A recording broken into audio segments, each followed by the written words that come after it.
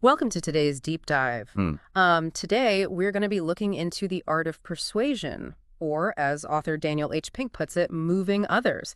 We're going to be unpacking some key ideas from his audiobook, To Sell is Human. And hopefully, you'll walk away with some surprising truths and some actionable insights, to help you move others in your own life. Pink really challenges that traditional image of a salesperson, doesn't he? Mhm. He argues that we're all in the business of selling, whether we're, pitching an idea at work or convincing our kids to eat their broccoli. It's all about moving others. It's so true. I never thought of myself as a salesperson, but when you think about it, we're constantly trying to persuade people in different ways. Pink talks about the shift from those old school scripted sales techniques to a more improvisational approach, which is fascinating. Why is that so crucial in today's world? Well, think about it this way. We're bombarded with information now more than ever. Buyers are more informed and savvy, so those traditional pushy tactics just don't work anymore. Pink suggests we need to be more like improv actors, adaptable and responsive in the moment instead of, rigidly sticking to a script. Like the difference between reading from a teleprompter versus having a genuine, unscripted conversation. But how does thinking like an improv actor actually make us better at persuading? Well, improv actors have to think on their feet, listen closely to their scene partners, and build on each other's ideas. And those skills are essential for moving others in any context, whether it's a business deal or a family discussion. I love that analogy. It makes so much sense. So, Pink breaks down the principles of improv into three rules. First, hear offers, which is all about truly understanding the other person's perspective. Yeah, it's about deep listening, not just waiting for your turn to talk, but truly being present and absorbing what the other person is saying, even if it's something you don't want to hear. He shares a story about an improv training led by Kathy Salat, where participants had to mirror each other's movements. Sounds awkward, but it really highlights the importance of attunement, of being in sync with the other person. Yes. Salat calls it listening without listening for anything. It's about opening yourself up to understanding their perspective without any preconceived notions or judgments. It can be tough, but it's such a powerful way to build connection and trust. I can see how that would be challenging, especially when you're in a heated debate, but I imagine it could also diffuse some of the tension and lead to a more productive conversation. Absolutely. And it's not just about avoiding conflict. By truly hearing the other person's offers, even those disguised as objections, we can uncover hidden opportunities and find common ground. For example, imagine you're asking for a donation to your favorite charity, and the person says, I just can't afford it right now. Instead of giving up, what if you really listened to understand their situation? Maybe they're facing financial hardship, but they're passionate about animal welfare. You could then offer to volunteer together at the local animal shelter. You've turned a potential no into a connection by truly hearing their offer. That's a brilliant example. It shifts the focus from pushing your agenda to finding a solution that works for both parties. It's about collaboration, not coercion. So, hear offers? Check. What's the second improv principle that can help us be more persuasive? The second rule is say yes and. It's about building on ideas and creating a sense of possibility, rather than shutting down ideas before they can even take root. I struggle with this one. I'm definitely guilty of being a yes but person. Sometimes I can see how that can create a negative spiral where every suggestion gets shot down and no one feels heard. But how do you actually apply yes and in real life? It's a mindset shift, really. Yeah. Imagine you're in a meeting where everyone's tossing out ideas for a new project. The yes but approach would sound like this.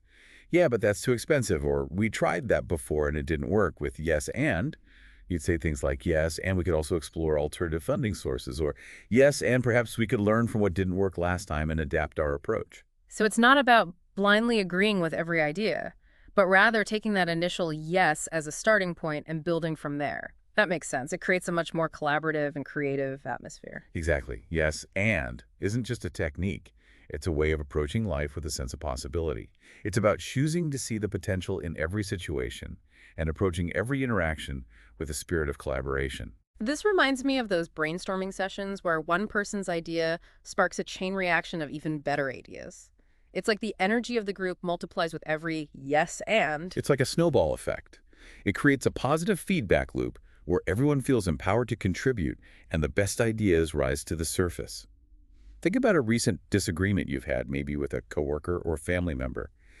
Could you have transformed that into a more productive conversation by using yes and?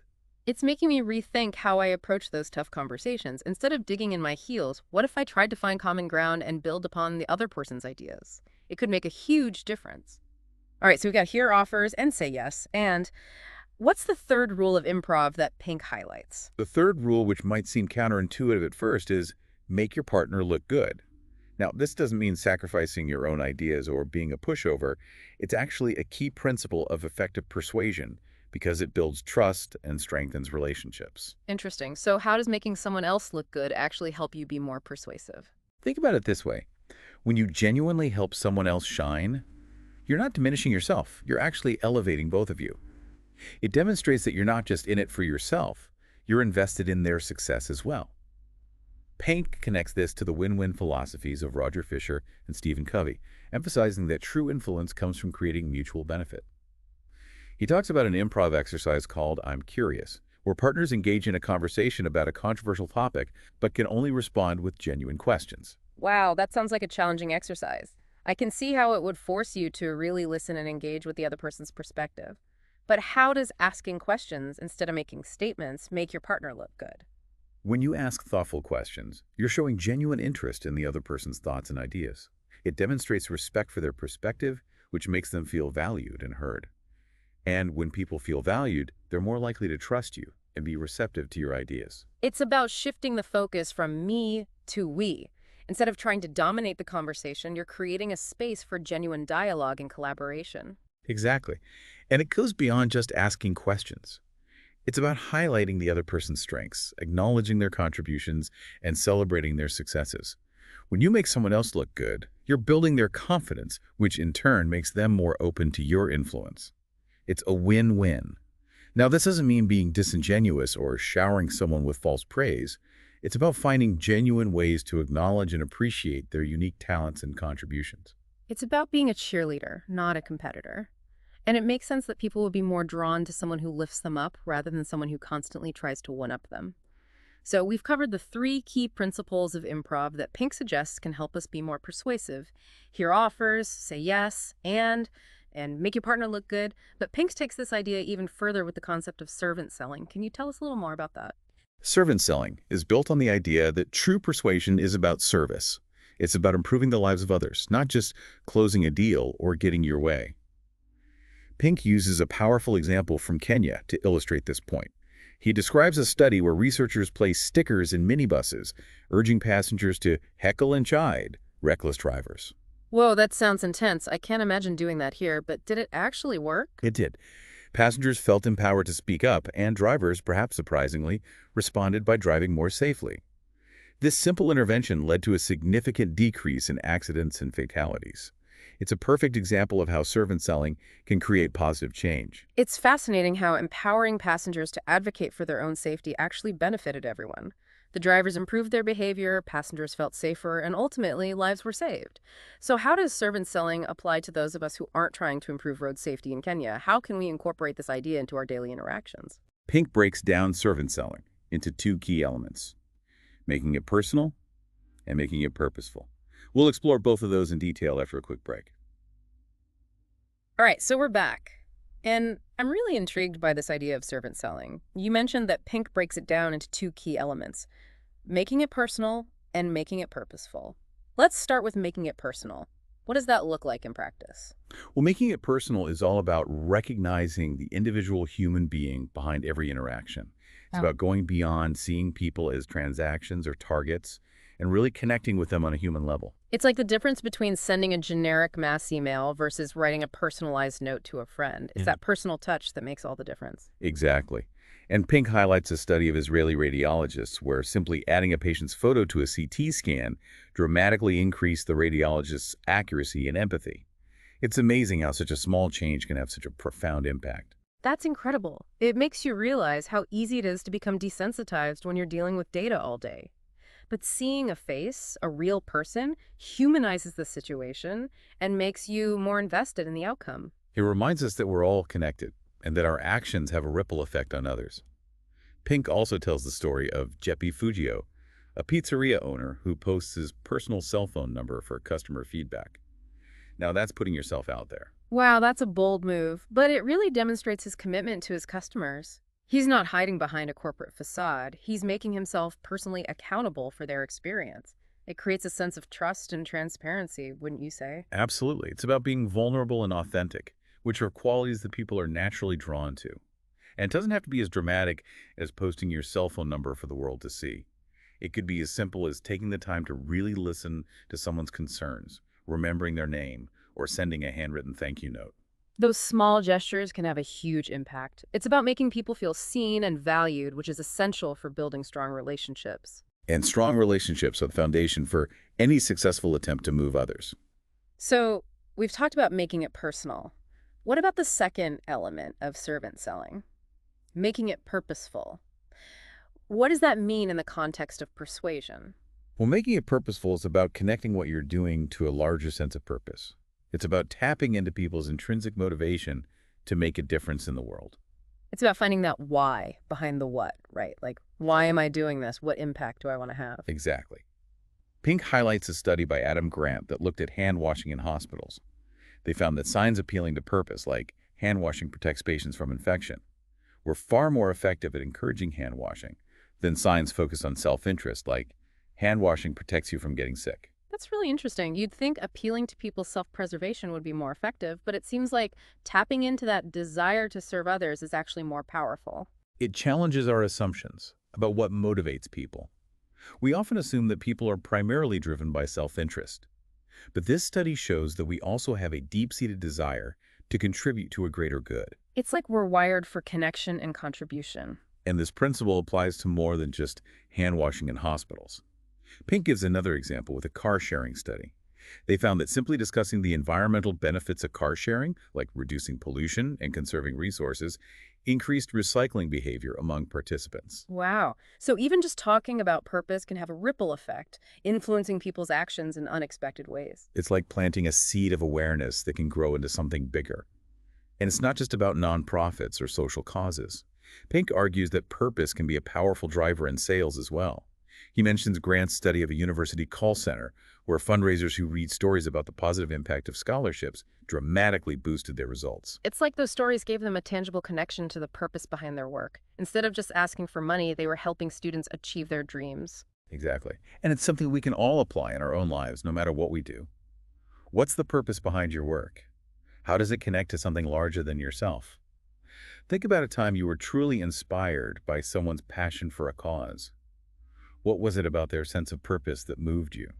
It's making me think about my own motivations and how I can align my work with my values. It's not always easy, but it's definitely something I strive for. It's a journey, for sure. And it's not always about making grand gestures or changing the world overnight. It's about finding that deeper meaning in our everyday actions and interactions. It's about asking ourselves, how can I serve others through my work? How can I make a positive impact, even in small ways? Because those small acts of service can add up to something truly remarkable. So we've covered a lot of ground in this deep dive, from those 3 improv principles to the idea of servant selling. And it seems like the underlying message here is that true persuasion isn't about manipulation or coercion, but about genuine connection and contribution. Absolutely. It's about building relationships, understanding perspectives, and finding common ground. It's about seeing the human being behind every interaction and recognizing that we all have the power to make a positive impact on the world. This deep dive has really challenged me to think differently about persuasion and influence. It's not about winning or getting my way. It's about working together to create something better for everyone. And remember, it all starts with those small acts of service, those moments of genuine connection, where we put others' needs before our own. This has been a truly insightful deep dive. Thank you for joining us as we explore Daniel H. Pink's To Sell is Human. We hope you've gained some valuable insights and are feeling inspired to go out and move others in a direction that benefits everyone. Yeah, it's so easy to get caught up in just, the day-to-day and lose sight of the bigger picture.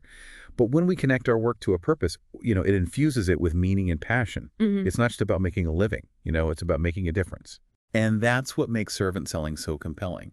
It's not about manipulating people or using slick sales tactics. It's about genuinely wanting to help others and make the world a better place. So we've covered a lot of ground in this deep dive, from those 3 improv principles to the idea of servant selling. What are some key takeaways our listeners can walk away with today? Well, first, remember that we're all selling in some way every day. Whether we're pitching an idea or negotiating a deal or simply trying to get our kids to clean their rooms, We're constantly trying to move others. It's about recognizing that influence is a part of life, not just a business tactic. Exactly. And instead of relying on those, outdated, pushy methods, we can embrace a more human-centered approach, like those improv principles we discussed. Hear offers, say yes, and make your partner look good. They're such simple yet powerful tools for building connection and trust and collaboration. And once we've established that foundation, we can then focus on servant selling, making it personal and making it purposeful. So how can we practically apply these concepts in our everyday lives? Start by shifting your mindset from, what can I get, to how can I serve? Look for opportunities to add value to others, whether it's a coworker, a client, or even just a stranger on the street. It's about approaching our interactions with generosity and a genuine desire to make a positive impact. Think about those small gestures that can make someone's day, like offering a helping hand or a kind word or just a listening ear. Or even something as simple as remembering someone's name or sending a handwritten thank you note. It's those little things that show you care and that you're paying attention. And when it comes to your work, take some time to reflect on your purpose. What are you passionate about? How do you use your skills and talents to make a difference in the world? This deep dive has really challenged me to think differently about persuasion and influence. It's not about manipulation or coercion, it's about connection and contribution. It's about using our influence to make the world a better place. And remember, you don't have to be a CEO or a world leader to make a difference.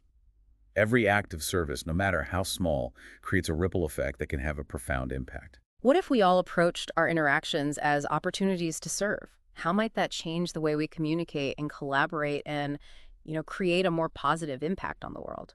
It's a powerful question to ponder. It's a challenge to embrace. But the potential rewards are immense.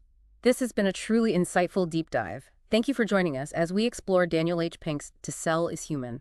We hope you've gained some valuable insights and are feeling inspired to go out and move others in a direction that benefits everyone.